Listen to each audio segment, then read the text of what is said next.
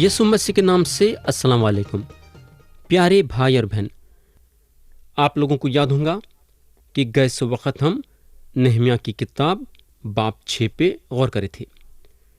آج ہم باب 7 اٹھائیں گے اور دیکھیں گے کہ خدا باب 7 کے ذریعے سے ہم کو کیا سکھانا چاہتا ہے۔ ہم پڑھیں گے آیت 1 سے 7 تک۔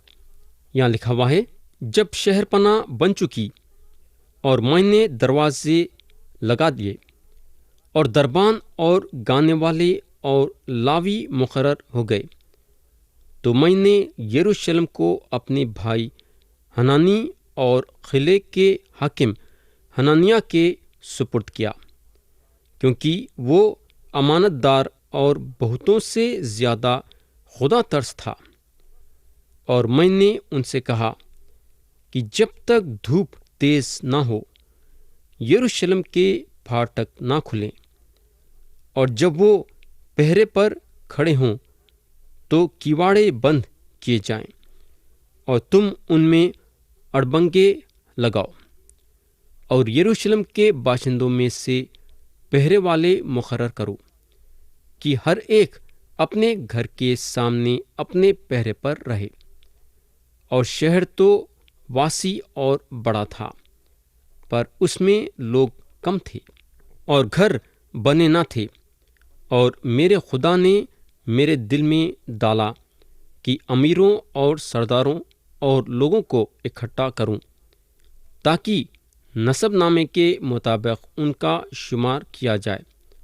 اور مجھے ان لوگوں کا نسب نامہ ملا جو پہلے آئے تھے، اور اس میں یہ لکھا ہوا پایا، ملک کے جن لوگوں کو شاہ بابل نبوکدنضر بابل کو لے گیا تھا، ان آسروں کی آسری میں سے وہ جو نکل آئے اور یروشلم اور یہودا میں اپنے اپنے شہر کو گئے، یہ ہیں جو زرببل، یشو، نہمیہ، عزریہ، رامیا، نہمانی، مردکی، بلشان، مسفرت، بگوائی، نہم، بانا کے ساتھ آئے تھے۔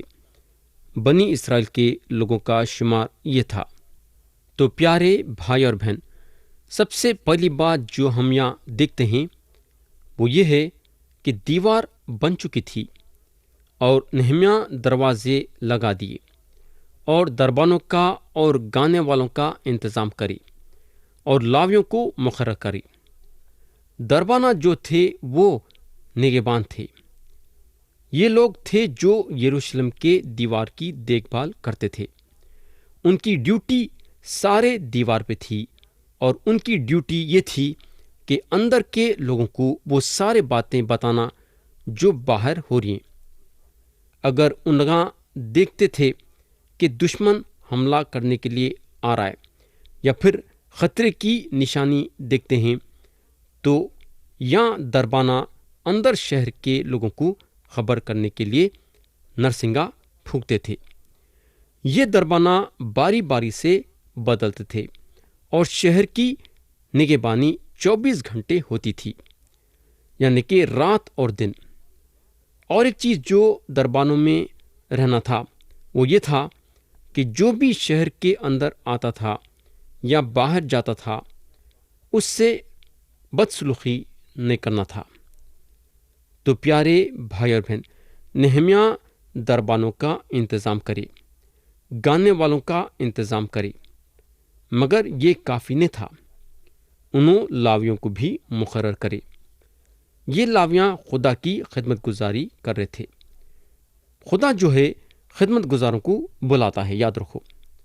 امثال کی کتاب باب 18 اور اس کی آیت 16 میں لکھا ہوا ہے، آدمی کا نذرانہ اس کے لیے جگہ کر لیتا ہے اور بڑے آدمیوں کے حضور اس کی رسائی کر دیتا ہے۔ میرے بھائی اور بہن، یہ بات کتنی اچھی ہے۔ اگر خدا آپ کو خدمت گزاری کے طور پہ چنا ہے اور خدمت گزار بننے کے لیے بلایا ہے، تو آپ کے لیے دروازہ بھی کھولیں گا، یعنی کہ خدمت گزاری کرنے کے لیے آپ کو جگہ دیں گا۔ یہ ہوگا اب دوسری بات جو ہم یہاں دیکھتے ہیں وہ یہ ہے کہ نہمیاں دیوار بنانے کے بعد، دروازے لگانے کے بعد، گانے والوں کا انتظام کرنے کے بعد، دربانوں کا انتظام کرنے کے بعد، لاویوں کو مقرر کرنے کے بعد، اپنے بھائی حنانی اور خلق کے حاکم حنانیہ کے ہاتھ میں یروشلم کو سپرد کرتے ہیں۔ مگر اب سوال یہ پیدا ہوتا ہے کہ نہمیاں جو ہیں کیوں حنانی اور حنانیہ کو یروشلم سپرد کرے؟ میرے بھائی اور بہن، نہمیاں جو ہیں اس لیے سپرد کرے کیونکہ یہ دونوں امانت دار اور خدا ترس لوگ تھے۔ پیارے بھائی اور بہن، حنانی جو ہیں نہمیاں کے خونی بھائی نہیں تھے، یعنی کہ ان کا رشتہ نہمیاں سے خون اور گوشت کے ذریعے سے نہیں تھا۔ آپ کو یاد ہوگا کہ نہمیاں کی کتاب کے شروع میں ہم دیکھے تھے کہ نہمیاں جب بادشاہ کی خدمت گزاری میں مصروف تھے تو اس وقت حنانی آ کے نہمیاں سے ملے اور ان کو یروشلم کا حال بتائے کہ یروشلم کس حال میں ہے، کہ یروشلم کی دیوار گرائی گئی ہے اور پھاٹک جلا دیے گئے ہیں۔ تو حنانی جو ہیں نہمیاں کے اسرائیلی بھائی تھے اور ان کا نہمیاں کے ساتھ خونی رشتہ نہیں تھا۔ تو نہمیاں جو ہیں حنانی سے اچھی طرح سے واقف تھے کہ حنانی امانت دار اور خدا پرست آدمی ہیں، اس لیے انہوں حنانی کو یروشلم سنبھالنے کی ذمہ داری دیے۔ خدا کی خدمت گزاری کرنے کے لیے دو چیزوں کی ہم کو سخت ضرورت ہے۔ پہلی چیز یہ کہ ہم امانت دار رہنا، اور دوسری چیز یہ کہ ہم خدا ترست رہنا۔ یہ بات حنانی اور حنانیہ میں موجود تھی۔ پولس رسول کورنتھیوں کا پہلا خط باب 4 اور آیت 2 میں بولتے ہیں، اور یہاں مختار میں یہ بات دیکھی جاتی ہے کہ دیانت دار نکلے۔ تو پیارے بھائی اور بہن، کیا آپ کے پادری آپ پہ بھروسہ رکھ سکتے ہیں کیا آپ کا مسیح بھائی یا بہن آپ پہ بھروسہ رکھ سکتے ہیں کیا؟ میرے دوست، امانت دار اور خدا ترست ہونا ضروری ہے۔ یہ ہوگا۔ اب تیسری بات جو ہم یہاں دیکھتے ہیں وہ یہ ہے کہ نہمیاں اپنے لوگوں کو حکم دینے لگے کہ دھوپ تیز ہوئی تک ان لوگاں یروشلم کے پھاٹکاں نہیں کھولنا، اور دوسری بات انہوں ان لوگوں کو یہ بتائے کہ جب پہرے داراں پہرا کرنے کے لیے کھڑے ہوں گے تو اس وقت کیواڑیں بند کر دینا اور وہ کیواڑوں میں اڑبنگے لگا دینا۔ اور ایک بات انہوں ان لوگوں کو یہ بتانے کو لگے کہ یروشلم کے لوگوں میں سے پہرے والوں کو مقرر کرنا اور ہر ایک اپنے گھر کا پہرا کرنا۔ تو نہمیاں یہ ایک اچھا کام کرے، ہر ایک آدمی اپنے اپنے گھر کی حفاظت کرنا، اپنے گھر کی نگہبانی کرنا۔ تو میرے بھائی اور بہن، خدا جو ہمارے گھر کا ذمہ دار ہم کو بنایا ہے، شیطانی طاقتوں سے ہم ہمارے گھر کی حفاظت کرنا۔ یسوع مسیح مرقس کی انجیل باب 13 اور آیت 37 میں بولنے کو لگے، اور جو میں تم سے کہتا ہوں وہی سب سے کہتا ہوں کہ جاگتے رہو۔ تو ہر ایک ایمان رکھنے والے کا ایسا رویہ ہونا چاہیے۔ یہ ہوگا۔ اب چوتھی بات جو ہم یہاں دیکھتے ہیں وہ یہ ہے کہ یہ شک کی بات نہیں ہے کہ شہر بڑا تھا، مگر اس میں جو لوگ بسے ہوئے تھے کم تھے، یعنی کہ آبادی جتنا رہنا تھا اتنی نہیں تھی۔ اور ایک چیز کی جو کمی یہ شہر میں تھی وہ یہ تھی کہ گھر بنے ہوئے نہیں تھے۔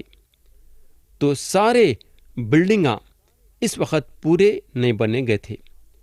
ہو سکتا ہے کہ آدمی اپنے گھر بنانے میں مصروف ہو کے شہر کی حفاظت کرنا بھول جائیں گا۔ لوگ پہلے اپنے گھر بنانے کا نہیں سوچے، بلکہ ان کا دل اور خیال یروشلم کی دیوار بنانے میں مصروف تھا۔ یہ لوگاں دیوار بنانے میں اپنا پورا دل لگا دیے تھے۔ پیارے بھائی اور بہن، یہ ہوگا۔ اب 5ویں بات یہاں یہ غور کرنے کا ہے، باقی کا یہ باب ہم کو نسب ناموں سے بھرا ہوا ہے، یعنی کہ نسب ناموں سے ہم کو بتاتا ہے۔ یہ نسب نامے وہ نسب نامے ہیں جو عزرا کی کتاب میں اس کے 2 باب میں دیا گیا ہے۔ پیارے بھائی اور بہن، اب سوال یہاں یہ پیدا ہوتا ہے کہ خدا کیوں ہم کو اور ایک مرتبہ یہ نسب نامہ دینا چاہتا ہے؟ اسی وجہ یہ ہے کہ خدا بولتا ہے کہ صادق کی یادگار ہمیشہ رہے گی۔ خدا کا بولنے کا مطلب یہ ہے کہ خدا جو ہے سارے لوگوں کو جانتا ہے اور چاہتا ہے کہ ہم یہ بات جانیں کہ خدا یہ سارے نامہ جو نسب نامہ میں دیا ہے جانتا ہے۔ خدا یہ لوگوں کے نامہ ایک جگہ پہ دیا ہے اور ان کے بعد یہ ناموں کی نقل اتارا ہے۔ اکثر ہم دیکھتے ہیں کہ سرکاری دفتروں میں یا پھر پرائیویٹ دفتروں میں ایک ایک چیز کی کئی نقل اتارے جاتی ہے اور اتار کے رکھتے ہیں، اور خدا بھی نقلوں اتارتا ہے۔ خدا شاید ہم کو یہ بولنا چاہتا ہے کہ تم لوگوں کو یہ ناموں سے دلچسپی نہیں رہیں گی، مگر میرے کو یہ ناموں سے دلچسپی ہے، کیونکہ میں ان کو نام کر کے جانتا ہوں۔ ہم کو معلوم ہونا چاہیے کہ خدا کے یادگار کی کتاب کا یہ نسب نامہ ایک پنہ ہے۔ ایسا دیکھا گا تو کئی نسب نامے ہم کو خدا کے کلام میں نظر آئیں گے۔ پیدائش کی کتاب باب 49 میں 12 قبیلوں کے نامہ دیے گئے ہیں۔ تاریخ کے پہلی کتاب کے پہلے چند بابوں میں ناموں کی فہرست دی گئی ہے، اور نہمیہ کا باب 3 ہم کو اور کچھ ناموں کے بارے میں بتاتا ہے۔ رومیوں کا خط باب 16 میں باقاعدہ نامے دیے گئے ہیں۔ عبرانیوں کے خط میں بھی اگر ہم باب 11 دیکھیں گے تو کئی نامے دیے گئے ہیں جو وفادار تھے۔ یہ نامہ ہمارے لیے صرف نامہ ہیں، مگر خدا ہر ایک کو یاد کرتا ہے، اور یہ نامہ اس کے کتاب حیات میں درج ہیں۔ اب ہم آیت 17 پڑھیں گے۔ بنی ازجاد 2322۔ پیارے بھائی اور بہن، اب سوال یہ پیدا ہوتا ہے کہ یہ ازجاد کون تھے؟ وہ آدمی تھے جن کو گرفتار کر کے بابل لے گیا گیا۔ وہ 70 سال کے درمیان بلکہ اور زیادہ ان کا گھرانہ پھیل گیا تھا۔ ان کے نسل کی جو گنتی تھی وہ تھی 2322، اور ان میں کا ہر ایک شخص یہ بول سکتا تھا کہ میں ازجاد کا رشتہ دار ہوں۔ میرے بھائی اور بہن، آج لوگ ہیں جو بولتے ہیں کہ میں جہاں تک سمجھتا ہوں میں خدا کا فرزند ہوں۔ لوگ ایسا بولتے ہیں۔ میں امید رکھتا ہوں کہ میں خدا کا فرزند ہوں، ایسا بولتے ہیں۔ میرے دوست، آپ جان سکتے ہیں کہ آپ خدا کے فرزند ہیں۔ یوحنا کا پہلا عام خط باب 5 اور اس کی آیت 12 میں لکھا ہوا ہے، جس کے پاس بیٹا ہے اس کے پاس زندگی ہے، اور جس کے پاس خدا کا بیٹا نہیں اس کے پاس زندگی بھی نہیں۔ پیارے بھائی اور بہن، اگر آپ یسوع مسیح کو اپنا خدا اور منجی مانے ہیں تو آپ کے اندر یسوع مسیح ہیں اور آپ کے پاس ہمیشہ کی زندگی ہے۔ اور اگر آپ یسوع مسیح کی باتیں یقین نہیں کرتے ہیں جو انہوں آپ کو بولتے ہیں تو آپ یسوع مسیح کو جھوٹا ٹھہراتے ہیں۔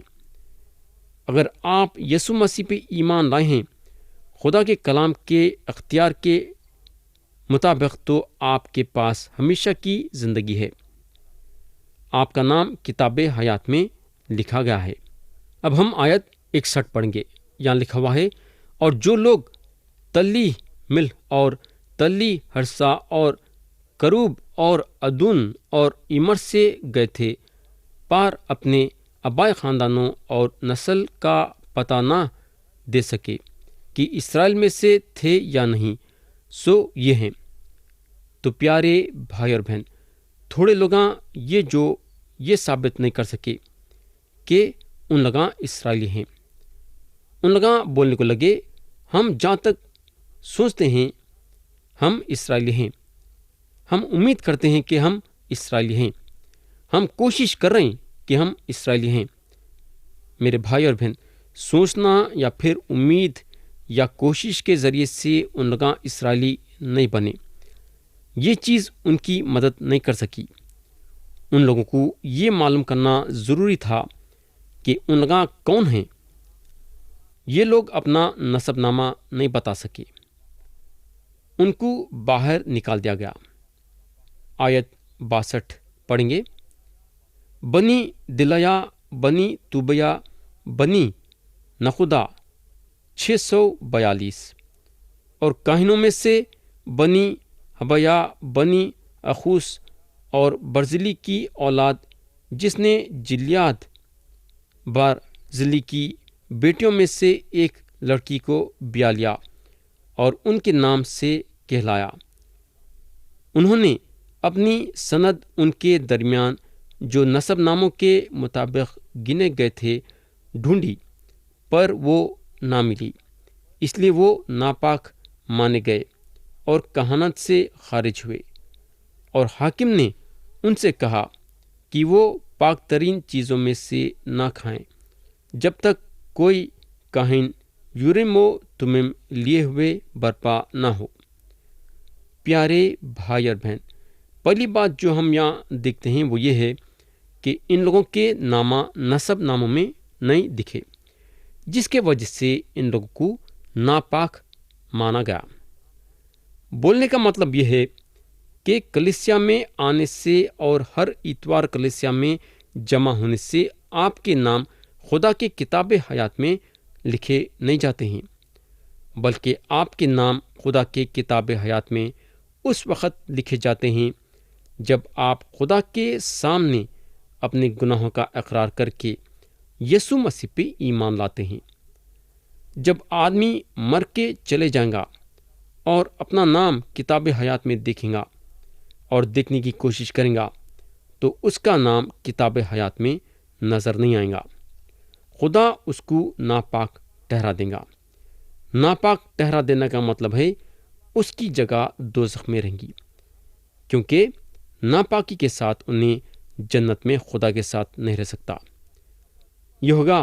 अब दूसरी बात जो हम यहाँ देखते हैं बोले तो वो ये है कि कहानत की पहचान वो दिनों में यूरिम और तुमिम के ज़रिए से होती थी, जो एक सरदार काहिन यूरिम और तुमिम का इस्तेमाल करता था खुदा के मर्जी को जानने के लिए। लेकिन आज हम खुदा के मर्जी को उसके कलाम के ज़रिए से जान सकते हैं, और खुदा का कलाम खुदा के मर्जी को जाहिर करता है कि खुदा की मर्जी क्या है। तो यहाँ ख़त्म हुआ बाब 7, और अब हम उठाएंगे बाब 8 और पढ़ेंगे उसकी आयत 1 से 3। यहाँ लिखा हुआ है, और सब लोग यकतन होकर पानी फाटक के सामने के मैदान में इकट्ठे हुए, और उन्होंने अज़रा फ़कीह से अर्ज़ की कि मूसा की शरीयत की किताब को, जिसका खुदावन ने इसराइल को हुक्म दिया था, लाए। और 7वें महीने की पहली तारीख को अज़रा काहिन तुरैत को जमात के यानी मर्दों और औरतों और उन सब के सामने ले आया जो सुनकर समझ सकते थे, और वो उसमें से पानी फाटक के सामने के मैदान में सुबह से दोपहर तक मर्दों और औरतों और सबों के आगे जो समझ सकते थे पढ़ता रहा, और सब लोग शरीयत की किताब पर कान लगाए रहे। तो पहली बात जो हम यहाँ देखते हैं वो ये है कि सब लोग मिल के पानी फाटक के सामने के मैदान में इकट्ठे हुए। मगर अब सवाल ये पैदा होता है कि ये लोग क्यों इकट्ठे हुए? आखिर इसकी वजह क्या थी? वजह ये थी कि ये लोग खुदा के कलाम को सुनना चाहते थे, और अज़रा फ़कीह से अर्ज़ करने को लगे कि उन्होंने जो हैं मूसा की शरीयत को लाए और उनके सामने पढ़े। प्यारे भाई और बहन, या मैं आपसे एक सवाल करना चाहूँगा میرا سوال یہ ہے کہ کیا آپ خدا کے کلام کو پڑھ رہے ہیں کیا؟ کئی مسیح بھائیاں اور بہنوں میں یہ ایک بہت بڑی کمزوری ہے کہ خدا کے کلام کو پڑھنا نہیں چاہتے ہیں۔ ایک دن پڑھیں گے تو پھر 2 دن نہیں پڑھیں گے۔ خدا کے کلام کو پڑھنے میں کوئی دلچسپی نہیں ہے۔ میرے بھائی اور بہن، ہمارے زندگی میں یہ بات ضروری ہے کہ ہم خدا کے کلام کو زیادہ سے زیادہ پڑھنا۔ نہمیا کے زمانے میں ہر ایک کے پاس شریعت کی کتاب نہیں رہتی تھی۔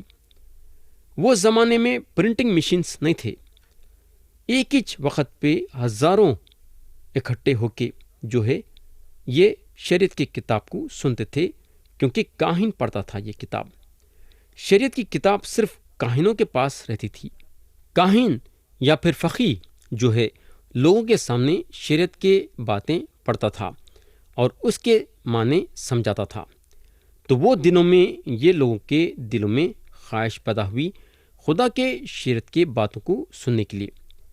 تو یہ لوگ عزرا کاہن کو بولنے کو لگے کہ شریعت کی کتاب لاؤ اور ہمارے سامنے پڑھو۔ دوسری بات یہاں دیکھنے کی یہ ہے کہ جب یہ لوگ جو ہیں عزرا سے عرض کرے شریعت کی کتاب کو لانے کے لیے اور پڑھنے کے لیے، تو عزرا نہیں رکے بلکہ شریعت کی کتاب کو لائے لوگوں کے سامنے پڑھنے کے لیے۔ اور عزرا کاہن جو ہیں لوگوں کے سامنے شریعت کے باتوں کو پڑھتے گئے، اور کلام یہاں ایک زبردست بات بتاتا ہے، اور وہ یہ ہے کہ سب لوگ شریعت کی کتاب پر کان لگائے رہے۔ کیا کرنے لگے؟ سب لوگ شریعت کی کتاب پر کان لگائے رہے۔ تو اب سوال یہ پیدا ہوتا ہے کہ شریعت کی کتاب پر کان لگا رہے کا کیا مطلب ہے؟ اس کا مطلب یہ ہے کہ لوگ غور سے سن رہے تھے۔ ہمارے زندگی میں یہ بات بہت ہی ضروری ہے کہ خدا کے کلام پہ کان لگانا، خدا کے کلام کو غور سے سننا۔ اگر ہم ہمارا دل و دماغ خدا کے کلام کو سننے کے لیے نہیں رکھیں گے تو ہم خدا کی آواز کو نہیں سن سکتے کہ خدا ہم سے کیا بات کرنا چاہ رہا ہے۔